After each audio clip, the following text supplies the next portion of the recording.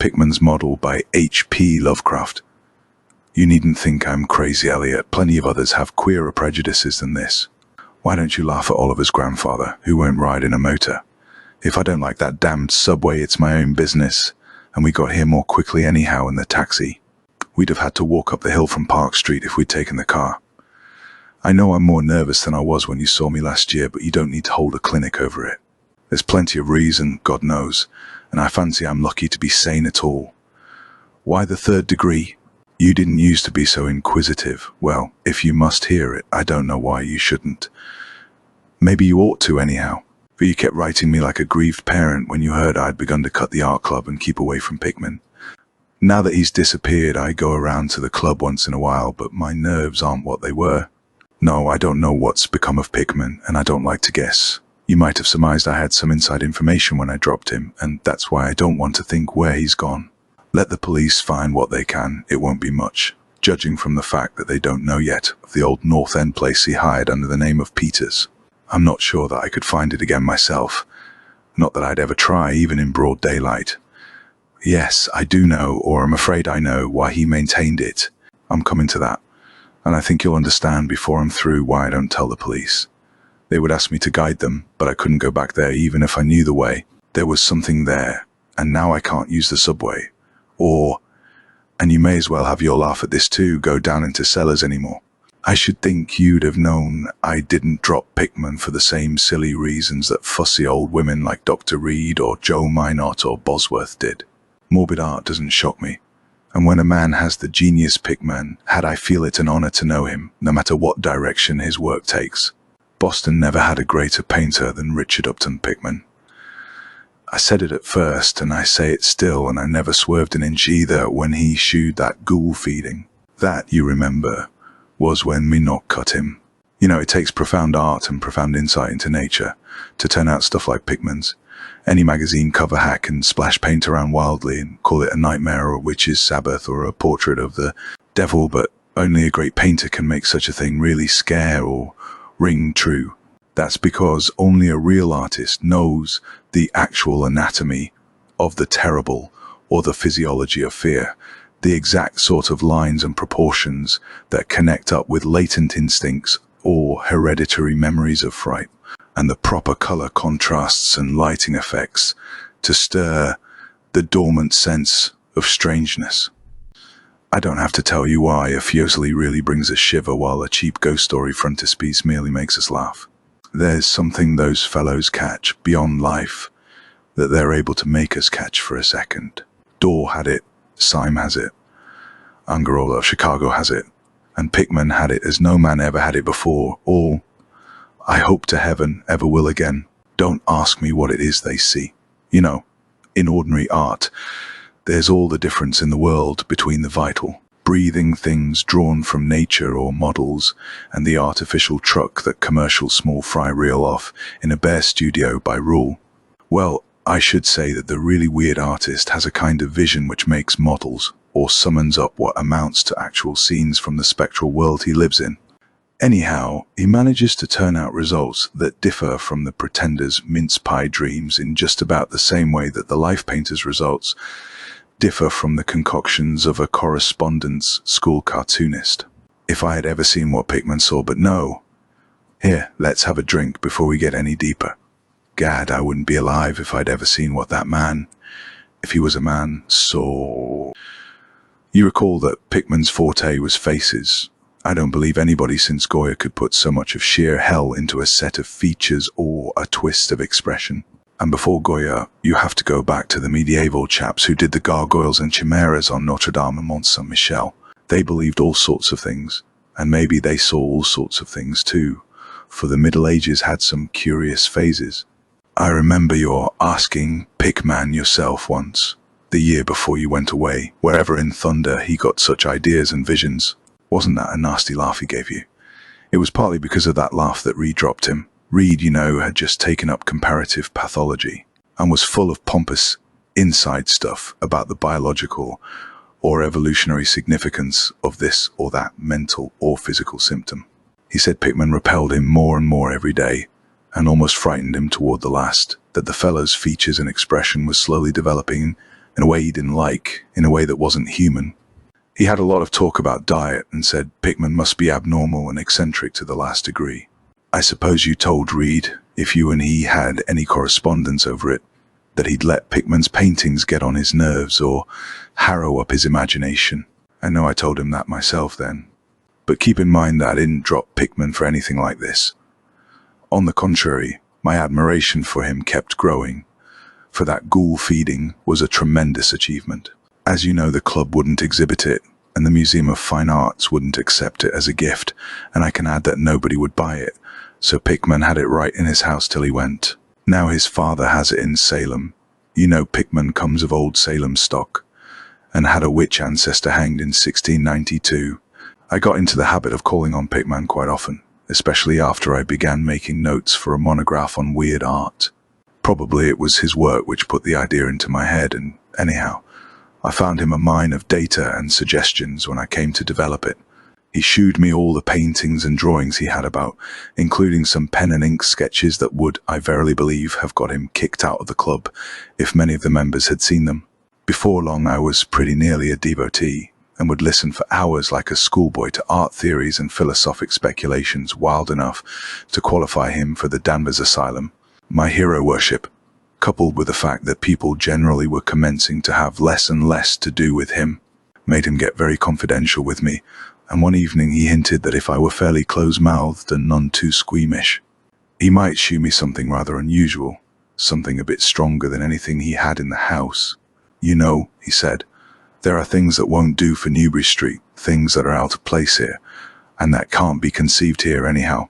It's my business to catch the overtones of the soul, and you won't find those in a parvenu set of artificial streets on Maidland. Back Bay isn't Boston, it isn't anything yet, because it's had no time to pick up memories and attract local spirits. If there are any ghosts here, they're the tame ghosts of a salt marsh and a shallow cove, and I want human ghosts, the ghosts of beings highly organized enough to have looked on hell and known the meaning of what they saw. The place for an artist to live is the North End. If any aesthete was sincere, he'd put up with the slums for the sake of the mass traditions. God, man, don't you realize that places like that weren't merely made, but actually grew? Generation after generation lived and felt and died there, and in days when people weren't afraid to live and feel and die. Don't you know there was a mill on Copp's Hill in 1632, and that half the present streets were laid out by 1650? I can shew you houses that have stood 2 centuries and a half and more, houses that have witnessed what would make a modern house crumble into powder. What do moderns know of life and the forces behind it? You call the Salem witchcraft a delusion, but I'll wage my 4 times great-grandmother could have told you things. They hanged her on Gallows Hill, with Cotton Mather looking sanctimoniously on. Mather, damn him, was afraid somebody might succeed in kicking free of this accursed cage of monotony. I wish someone had laid a spell on him, or sucked his blood in the night. I can shew you a house he lived in, and I can shew you another one he was afraid to enter, in spite of all his fine, bold talk. He knew things he didn't dare put into that stupid Magnalia, or that puerile wonders of the invisible world. Look here. Do you know the whole North End once had a set of tunnels that kept certain people in touch with each other's houses, and the burying ground, and the sea? Let them prosecute and persecute above ground. Things went on every day that they couldn't reach, and voices laughed at night that they couldn't place. Why, man, out of 10 surviving houses built before 1700s and not moved since, I'll wager that in 8 I can shew you something queer in the cellar. There's hardly a month that you don't read of workmen finding bricked-up arches and wells leading nowhere in this or that old place as it comes down. You could see one near Henchman Street from the elevated last year. There were witches, and what their spells summoned, pirates and what they brought in from the sea, smugglers, privateers. And I tell you, people knew how to live, and how to enlarge the bounds of life in the old times. This wasn't the only world a bold and wise man could know, and to think of today in contrast, with such pale pink brains, that even a club of supposed artists gets shudders and convulsions if a picture goes beyond the feelings of a Beacon Street tea table. The only saving grace of the present is that it's too damned stupid to question the past very closely. What do maps and records and guidebooks really tell of the North End? Bah, at a guess I'll guarantee to lead you, to 30 or 40 alleys and networks of alleys north of Prince Street that aren't suspected by 10 living beings outside of the foreigners that swarm them. And what do those daggos know of their meaning? No, Thurber, these ancient places are dreaming gorgeously and overflowing with wonder and terror and escapes from the commonplace. And yet there's not a living soul to understand or profit by them. Or rather, there's only one living soul, for I haven't been digging around in the past for nothing. See here, you're interested in this sort of thing. What if I told you that I've got another studio up there, where I can catch the night spirit of antique horror and paint things that I couldn't even think of in Newbury Street? Naturally, I don't tell those cursed old maids at the club, with Reed, damn him, whispering even as it is that I'm a sort of monster bound down the toboggan of reverse evolution. Yes, Thurber, I decided long ago that one must paint terror as well as beauty from life. So I did some exploring in places where I had reason to know terror lives. I've got a place that I don't believe 3 living Nordic men besides myself have ever seen. It isn't so very far from the elevated as distance goes, but it's centuries away as the soul goes. I took it because of the queer old brick well in the cellar, one of the sort I told you about. The shack's almost tumbling down so that nobody else would live there, and I'd hate to tell you how little I pay for it. The windows are boarded up, but I like that all the better, since I don't want daylight for what I do. I paint in the cellar, where the inspiration is thickest, but I've other rooms furnished on the ground floor. A Sicilian owns it, and I've hired it under the name of Peter's. Now, if you're game, I'll take you there tonight. I think you'd enjoy the pictures, for as I said, I've let myself go a bit there. It's no vast tour. I sometimes do it on foot, for I don't want to attract attention with a taxi in such a place. We can take the shuttle at the South Station for Battery Street, and after that the walk isn't much.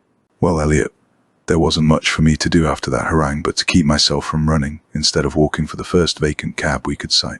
We changed to the elevated at the South Station, and at about 12 o'clock had climbed down the steps at Battery Street and struck along the old waterfront past Constitution Wharf.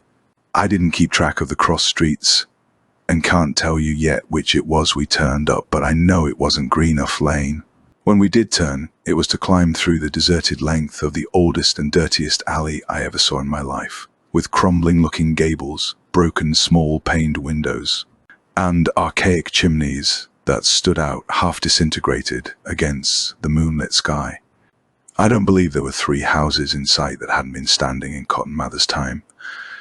Certainly I glimpsed at least 2 with an overhang, and once I thought I saw a peaked roofline of the almost forgotten pre-gambrel type, though antiquarians tell us there are none left in Boston.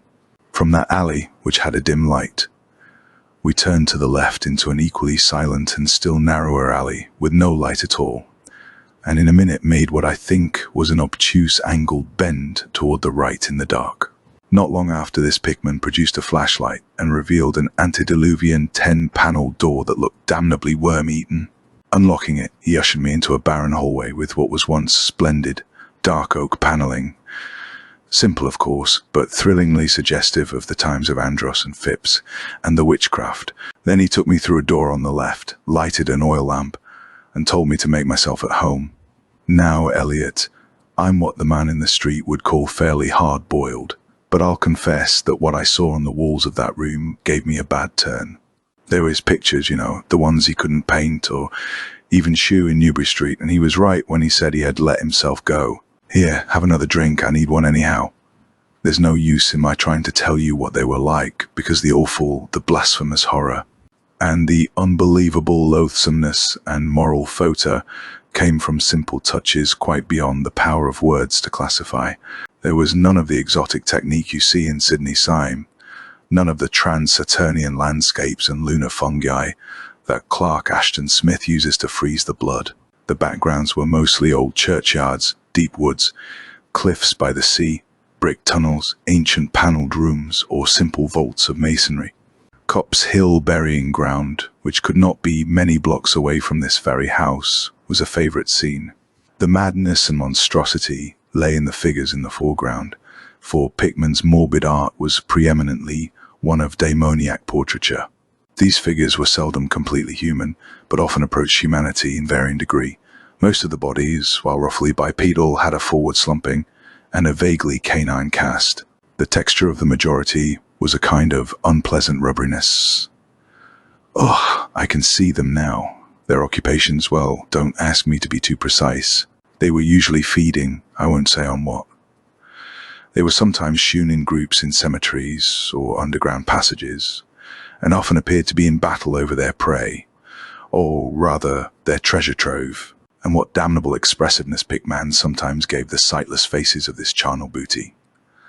Occasionally the things were shewn leaping through open windows at night or squatting on the chests of sleepers, worrying at their throats. One canvas shewed a ring of them, baying about a hanged witch on Gallows Hill, whose dead face held a close kinship to theirs. But don't get the idea that it was all this hideous business of theme and setting which struck me faint. I'm not a 3-year-old kid, and I'd seen much like this before. It was the faces, Elliot, those accursed faces that leered and slavered out of the canvas with the very breath of life. By God, man, I verily believe they were alive. That nauseous wizard had waked the fires of hell in Pickman, and his brush had been a nightmare-spawning wand. Give me that decanter, Elliot. There was one thing called the lesson, heaven pity me, that I ever saw it. Listen, can you fancy a squatting circle of nameless dog-like things in a churchyard teaching a small child how to feed like themselves? The price of a changeling, I suppose. You know the old myth about how the weird people leave their spawn in cradles in exchange for the human babes they steal. Pickman was shewing what happens to those stolen babes, how they grow up. And then I began to see a hideous relationship in the faces of the human and non-human figures. He was, in all his gradations of morbidity, between the frankly non-human and the degradedly human, establishing a sardonic linkage and evolution. The dog things were developed from mortals, and no sooner had I wondered what he made of their own young as left with mankind in the form of changelings, than my eye caught a picture embodying that very thought. It was that of an ancient Puritan interior, a heavily beamed room with lattice windows, a settle and clumsy 17th century furniture, with the family sitting about while the father read from the scriptures. Every face but one shewed nobility and reverence, but that one reflected the mockery of the pit. It was that of a young man in years, and no doubt belonged to a supposed son of that pious father, but in essence it was the kin of the unclean things. It was their changeling, and in a spirit of supreme irony, Pickman had given the features a very perceptible resemblance to his own. By this time, Pickman had lighted a lamp in an adjoining room, and was politely holding open the door for me, asking me if I would care to see his modern studies. I hadn't been able to give him much of my opinions. I was too speechless with fright and loathing, but I think he fully understood and felt highly complimented. And now I want to assure you again, Elliot, that I'm no mollycoddle to scream at anything which shews a bit of departure from the usual. I'm middle-aged and decently sophisticated, and I guess you saw enough of me in France to know I'm not easily knocked out. Remember, too, that I'd just about recovered my wind and gotten used to those frightful pictures which turned colonial New England into a kind of annex of hell. Well, in spite of all this, that next room forced a real scream out of me, and I had to clutch at the doorway to keep from keeling over. The other chamber had shewn a pack of ghouls and witches overrunning the world of our forefathers, but this one brought the horror right into our own daily life. Gad, how that man could paint! There was a study called Subway Accident, in which a flock of the vile things were clambering up from some unknown catacomb through a crack in the floor of the Boylston Street subway and attacking a crowd of people on the platform. Another shewed a dance on Copp's Hill among the tombs with the background of today. Then there were any number of cellar views, with monsters creeping in through holes and rifts in the masonry, and grinning as they squatted behind barrels or furnaces and waited for their first victim to descend the stairs. One disgusting canvas seemed to depict a vast cross-section of Beacon Hill, with ant-like armies of the mephitic monsters squeezing themselves through burrows that honeycombed the ground.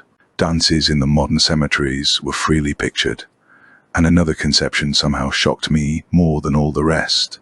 A scene in an unknown vault, where scores of the beasts crowded about one who held a well-known Boston guidebook and was evidently reading aloud. All were pointing to a certain passage, and every face seemed so distorted, with epileptic and reverberant laughter, that I almost thought I heard the fiendish echoes.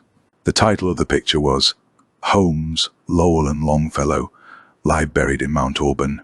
As I gradually steadied myself and got readjusted to this second room of deviltry and morbidity, I began to analyze some of the points in my sickening loathing. In the first place, I said to myself, these things repelled because of the utter inhumanity and callous cruelty they shewed in Pickman. The fellow must be a relentless enemy of all mankind to take such glee in the torture of brain and flesh and the degradation of the mortal tenement. In the second place, they terrified because of their very greatness. Their art was the art that convinced. When we saw the pictures, we saw the demons themselves and were afraid of them. And the queer part was that Pickman got none of his power from the use of selectiveness or bizarrerie. Nothing was blurred, distorted, or conventionalized. Outlines were sharp and lifelike, and details were almost painfully defined. And the faces. It was not any mere artist's interpretation that we saw. It was pandemonium itself, crystal clear in stark objectivity. That was it, by heaven. The man was not a fantaisiste or a romanticist at all. He did not even try to give us the churning, prismatic ephemera of dreams, but coldly and sardonically reflected some stable, mechanistic, and well-established horror world, which he saw fully, brilliantly, squarely, and unfalteringly. God knows what that world can have been, or where he ever glimpsed the blasphemous shapes that loped and trotted and crawled through it.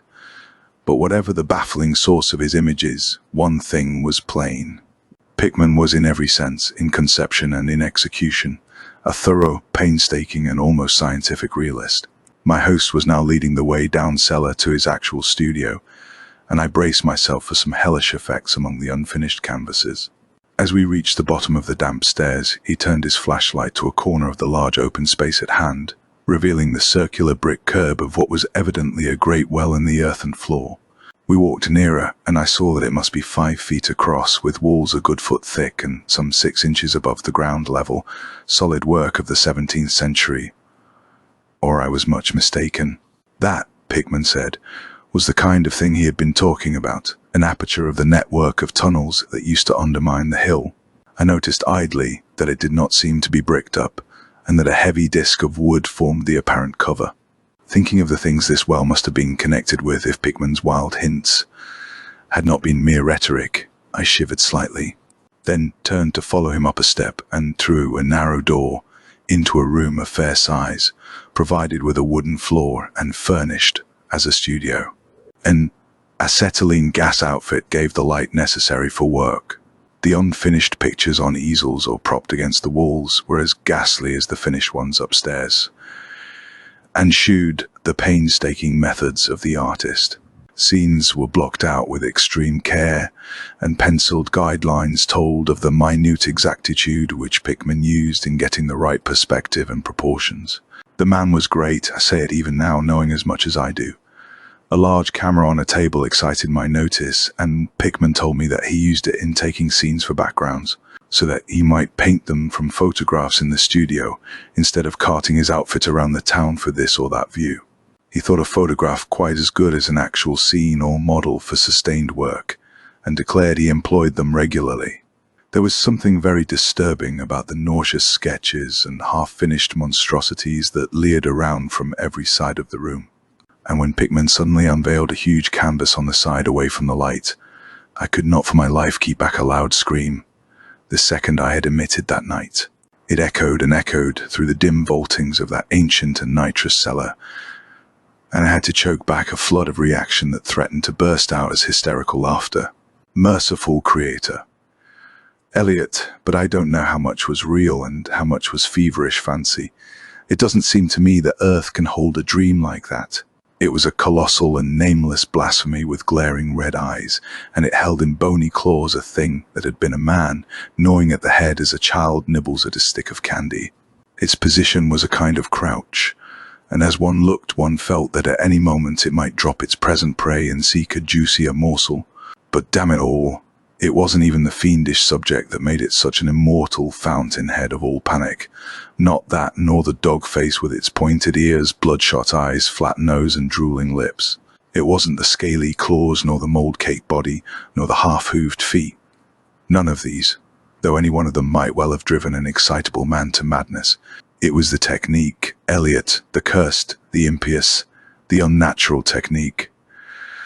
As I am a living being, I never elsewhere saw the actual breath of life so fused into a canvas. The monster was there. It glared and gnawed and gnawed and glared. And I knew that only a suspension of nature's laws could ever let a man paint a thing like that without a model, without some glimpse of the netherworld which no mortal unsold to the fiend has ever had. Pinned with a thumbtack to a vacant part of the canvas was a piece of paper now badly curled up, probably, I thought. A photograph from which Pickman meant to paint a background as hideous as the nightmare it was to enhance. I reached out to uncurl and look at it, when suddenly I saw Pickman's start of shot. He had been listening with peculiar intensity ever since my shocked scream had waked unaccustomed echoes in the dark cellar. And now he seemed struck with a fright which, though not comparable to my own, had in it more of the physical than of the spiritual. He drew a revolver and motioned me to silence, then stepped out into the main cellar and closed the door behind him. I think I was paralyzed for an instant. Imitating Pickman's listening, I fancied I heard a faint scurrying sound somewhere, and a series of squeals or bleats in a direction I couldn't determine. I thought of huge rats and shuddered. Then there came a subdued sort of clatter which somehow set me all in gooseflesh, a furtive, groping kind of clatter, though I can't attempt to convey what I mean in words. It was like heavy wood falling on stone or brick. Wood on brick. What did that make me think of? It came again, and louder. There was a vibration, as if the wood had fallen farther than it had fallen before. After that followed a sharp grating noise, a shouted gibberish from Pickman, and the deafening discharge of all 6 chambers of a revolver, fired spectacularly as a lion tamer might fire in the air for effect. A muffled squeal or squawk, and a thud. Then more wood and brick grating, a pause, and the opening of the door, at which I'll confess I started violently. Pickman reappeared with his smoking weapon, cursing the bloated rats that infested the ancient well. "The deuce knows what they eat, Thurber," he grinned, for those archaic tunnels touched graveyard and witch den and seacoast. "But whatever it is, they must have run short, for they were devilish anxious to get out. Your yelling stirred them up, I fancy. Better be cautious in these old places. Our rodent friends are the one drawback, though I sometimes think they're a positive asset by way of atmosphere and colour." Well, Eliot, that was the end of the night's adventure. Pickman had promised to shew me the place, and heaven knows he had done it. He led me out of that tangle of alleys in another direction, it seems, for when we sighted a lamppost we were in a half-familiar street with monotonous rows of mingled tenement blocks and old houses. Charter Street it turned out to be, but I was too flustered to notice just where we hit it. We were too late for the elevated and walked back downtown through Hanover Street. I remember that walk. We switched from Tremont up Beacon, and Pickman left me at the corner of Joy where I turned off. I never spoke to him again. Why did I drop him? Don't be impatient. Wait till I ring for coffee. We've had enough of the other stuff, but I for one need something. No, it wasn't the paintings I saw in that place, though I'll swear they were enough to get him ostracized in 9/10 of the homes and clubs of Boston. And I guess you won't wonder now why I have to steer clear of subways and cellars. It was something I found in my coat the next morning. You know, the curled up paper tacked to that frightful canvas in the cellar. The thing I thought was a photograph of some scene he meant to use as a background for that monster. That last scare had come while I was reaching to uncurl it, and it seems I had vacantly crumpled it into my pocket. But here's the coffee, take it black, Eliot, if you're wise. Yes, that paper was the reason I dropped Pickman, Richard Upton Pickman, the greatest artist I have ever known, and the foulest being that ever leaped the bounds of life into the pits of myth and madness. Eliot, old Reed, was right. He wasn't strictly human. Either he was born in strange shadow, or he'd found a way to unlock the forbidden gate. It's all the same now, for he's gone, back into the fabulous darkness he loved to haunt. Here, let's have the chandelier going. Don't ask me to explain or even conjecture about what I burned. Don't ask me either. What lay behind that mole-like scrambling Pickman was so keen to pass off as rats. There are secrets, you know, which might have come down from old Salem times. And Cotton Mather tells even stranger things. You know how damned lifelike Pickman's paintings were. How we all wondered where he got those faces. Well, that paper wasn't a photograph of any background after all. What it shewed was simply the monstrous being he was painting on that awful canvas. It was the model he was using, and its background was merely the wall of the cellar studio in minute detail. But by God, Elliot, it was a photograph from life. Read by Sir Charles Hindle Jones.